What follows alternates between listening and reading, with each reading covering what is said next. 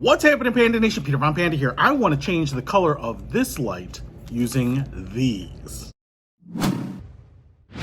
All right, so this is an LED work light. I love it. It just has kind of one of these cob LED strips in there. It's super bright and it's battery powered, and so I can use it anywhere. And I like illuminating things, especially when I'm doing a video in my garage or outside. But one of the problems is it's not frosted, and so it's kind of a harsh light. You might be able to see there. Boom!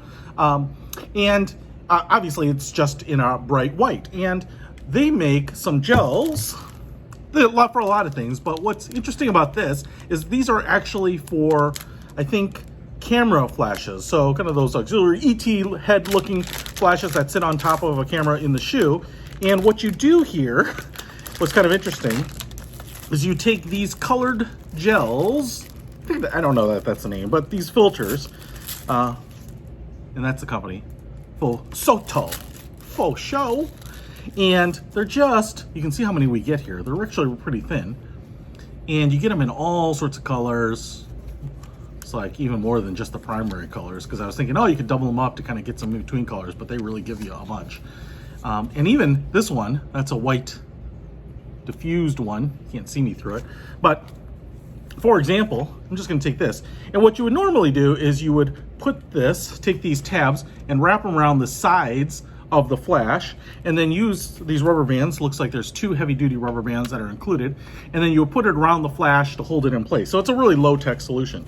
Now, I don't have that, so what I was thinking here is just maybe putting it over the lens like this and actually using the rubber bands on either side just to kind of hold it in place. And you know, this isn't something that's going to be, I don't know, abused or kind of moved around, so I don't really need it to do anything other than just sit there. But now if I turn this on, boom, look at that.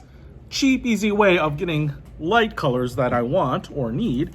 And actually, I'm going to grab the white one here and I'm going to remove it, because you can see how bright this is without it. And then if I put this white frosted one on top, how that kind of diffuses it. Obviously, you can't even see the individual LED element, so it's just going to give you a much softer, you know, more diffused light as opposed to kind of a real harsh light. So I'm excited about using this, and like I said, if I for some reason I needed to mood light something, I certainly could, you know, like this blue.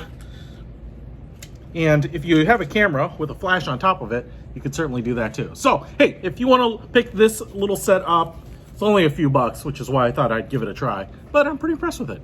I'll put a link to it in the description below. Peter Von Panda, out.